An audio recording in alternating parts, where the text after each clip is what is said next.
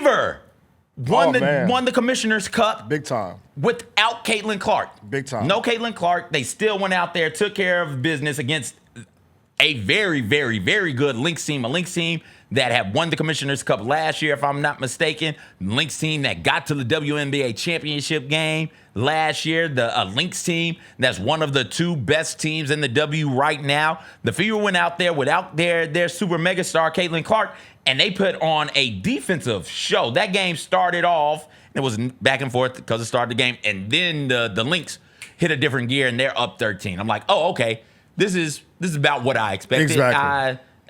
I see things now, and I hate doing this with sports, but I see things now through like a gambling lens. So I'm thinking to myself at the start of the tip, I wonder what the spread is. If I was going to be handicapping it, I'd put the Lynx at -8.5, and I looked at the spread. The Lynx -10.5. I was like, I was close, but not quite there. So I was like, oh, Vegas is expecting this to be a blowout, so it's probably going to be a blowout. Let's just sit down and watch it and enjoy the game anyways. And so the Lynx get up 13. It's like, okay, here we go. They're going to be able to name their score. And the Fever, to their credit, second, third quarter, they really turned it around. That second quarter, the Fever didn't allow the Lynx to score. At the last Lynx bucket was at the 8:13 mark of the second quarter. That was the last Lynx bucket, and they didn't hit another field. They didn't make another field goal after that in the second quarter. Incredible stuff by the Fever on the defensive side of the ball. I think they ended the quarter with, 7 points. Let me look at the Yeah, they 7 points in the second quarter. They really clamped down and played physicality. You know what I'm saying? Leah Boston, Natasha Howard really clamping up. Kelsey Mitchell clamping up. They played a hell of a basketball game. I think it's maybe been the best overall basketball game the Fever played all season. And I want to give a shout out. I know Natasha Howard was the MVP of the Commissioner's Cup championship game last night. And people are like, oh, well, wait, who is this person who is Natasha Howard?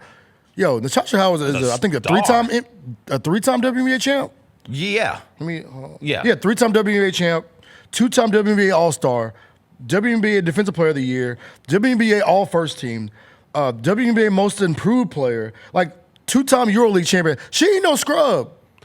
She stepped up in a big, big way last night to show people, to let people know, remind people how good she was. And that at the start of the season, when they trot out Natasha Howard, and at the start of the season, she was coming off the bench. DeWanna Bonner was starting. I was like, oh, okay.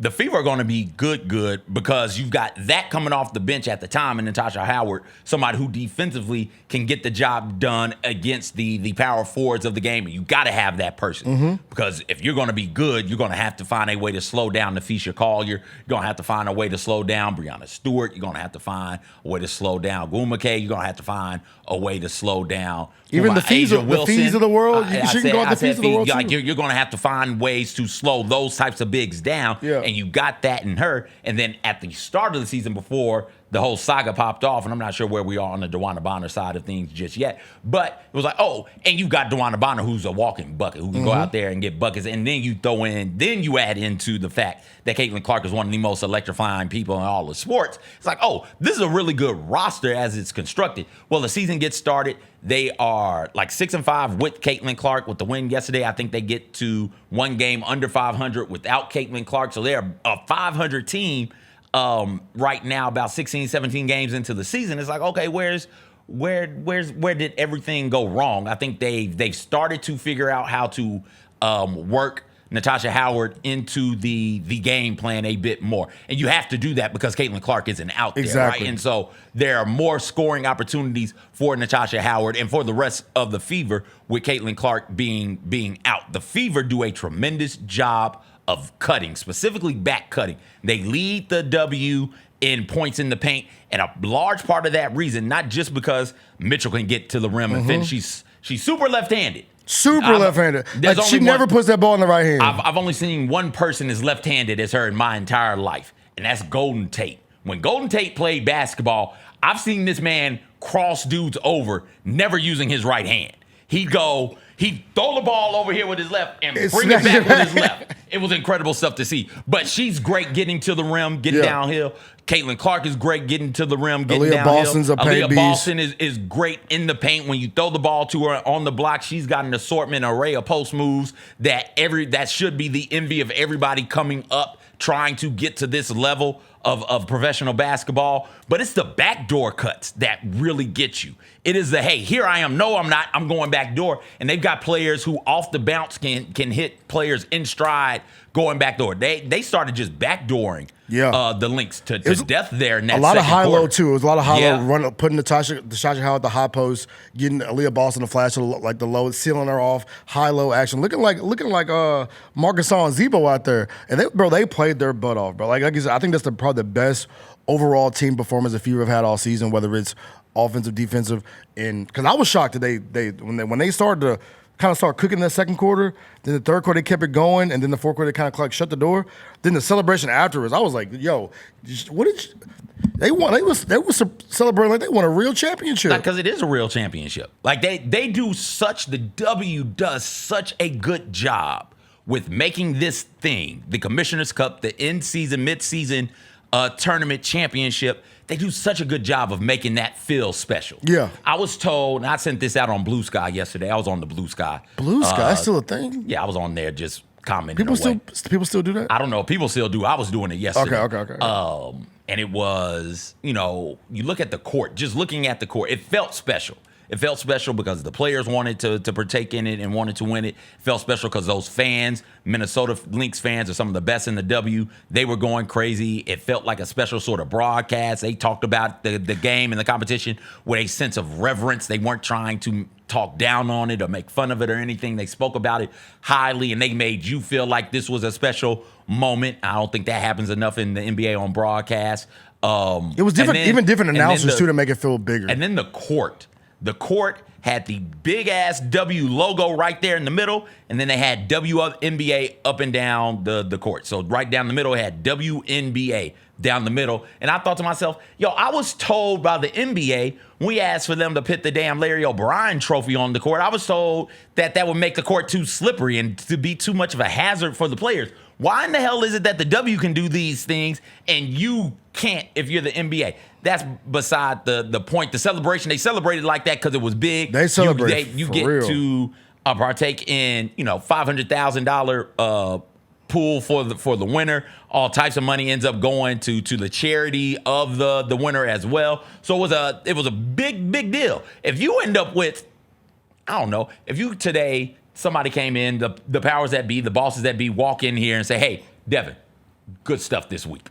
Get a $250 bonus." Right, you'll be excited. I'll be happy. You'll be excited. Hey, can y'all do that? Can y'all do that? Hey, my boss, you heard CJ say that. Can that be nice? It would be very nice. Darnell, come in here right now. Devin, you killing it. Here's $250 for you. Right, like we popping bottles. You know what? We might have to pop a bottle. There's Coca-Cola in that fridge. We're shaking the Coca-Cola. We're popping bottles to celebrate the $250, and they're getting.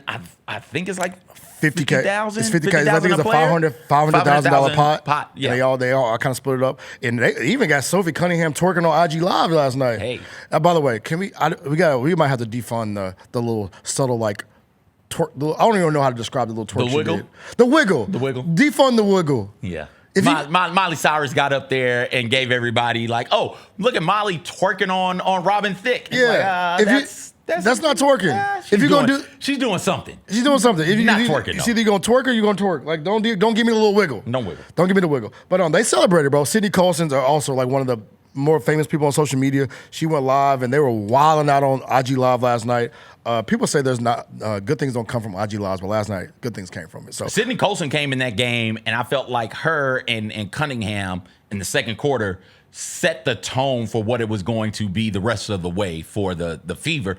They came in and they were up in the Lynx's grill, and they really made it difficult for them to get good looks at the rim. Yeah. This was the worst offensive performance by the Lynx all season. They shot 34% from the field. They only made 4 threes. They averaged 9 threes made per game. Courtney Williams, they had her in a chamber, in a torture chamber, as they used to say. She couldn't go nowhere. She's got a tremendous pull-up game. And they were like, okay, we're going to have somebody there to contest that every step of the way. And even when somebody's not there, you're so accustomed to somebody being there, the ball is gone. You're going to miss, right? So they didn't give the Lynx a whole lot of open opportunities. Courtney Williams, Napheesa Collier, the rest of them, they didn't get a whole lot of open opportunities, open looks at the basket. And then the few they did get, the Lynx were missing. So the Lynx were I don't want to say panicking or anything like that. They were very clearly frustrated. There was that great moment of competitive fire between Napheesa Collier and Leah Boston late in that game. Leah Boston, who ended up going for, I want to make sure I get this right, 12 points, 11 rebounds, 6 assists. Almost a triple-double, going up against the defensive player of the year in Napheesa Collier last year. She had a hell of a game as well, really had her hands and her thumbprints all over the game, impacted it and controlled it in a way that you hope to see from your all-star big. Leah Boston did that. And it's 4 of the 5 starters for the Fever scored in double figures. The only one who didn't was Hull. And the Fever did that. The Fever made the Lynx look like that. And Kelsey Mitchell was 0 for 5 from 3. Yeah. So she didn't shoot the ball particularly well. There was no Caitlin Clark out there either. And still the Fever went out there. And I think, I want to say dominated. They controlled that game from about 8-minute mark of the second quarter all the way through to the end on their way to win the Commissioner's Cup. You know how much of it, you mentioned Sydney, you know how much of an impact you have on a game if you're Sydney Colson. If you go 1 for 6 from the field, you're plus 19 in the box score. Just tremendous. You know what I'm saying? Like, that tells you how much impact you had on the game. Sophie Cunningham, she was 4 for 6, 3 for 5 from 3, plus 18 in the box score, right? So they've all made an impact, and I'm glad all this happened, CJ. All this great WNBA basketball happened last night. It was a great moment, good for the sport. But we had a tragedy at halftime, bro. It was like Peyton Manning playing for the Broncos. It's like when you saw him first. When you saw him throw the last quacker for the last time. It was like who? Name another older player. One of the legends, man. One of the legends went down. No. Not anybody but Red Panda. Jaren, you could take my big toe. I don't need it. Red Panda, you could take my back. You can have it. You can have it, dog. I don't need it. I don't need it at all. We don't need one of our goats. No. The GOAT of halftime performances going out like that. No. We can't have her going out like Peyton Manning, bro. We can't have her going out like Emmitt Smith, bro. We can't have her going out like Lil Wayne on the Carter 5, 6, 7, whatever one just dropped. We can't have her going out like that. that one. What? The latest one? The latest Carter. That album is buns. I kind of enjoy that one. You like it? The Big X the Plug feature, like that's my jam. That's hip hop. It's one song. Yeah, listen. I kind of like the rest of them also. You do? Yes, I absolutely do. Well, I'm just saying. I have to whisper that because I know y'all get working on. But back on Red Panda. But I can't have one of the legends going out like that, man. It was so sad to see CJ because she might. If we were to stack up one day, y'all should do a halftime performance draft. But if you were to pick, I'm taking Red Panda 1, and I'm taking the freaky ass skaters 2. Oh, the one to be like, he be spinning this girl around? Spin her around on his neck and stuff like, he's the oddly sensual music being played as well. I'm like, sir, there are children here. He wears like leather pants and shit. Yeah. Like some dominatrix. Who's the one with the whip? Like, they go 2 and 3. Yeah. Like, how do you practice that at home? A lot of stuff is with broken. the lights off and R&B played. Like, that's how you do it. Speedy recovery to Red Panda. Wish her the best. Speedy recovery to Caitlin Clark as well. While the Fever did win that game, they'll only go as far as she carries them. She is the engine that drives that thing forward. So they need her back on the court. But you got some things to point to and feel good about if you're the Indiana Fever and you're a fan of the Fever, saying, hey, even without Caitlin Clark, we won the Commissioner's Cup, and we beat one of the best teams in the W on the way to doing it. So tip of the cap to them, and again, speedy recover to Red Panda. The Jessica Benson Show with CJ Hurt, live every weekday at 8 a.m.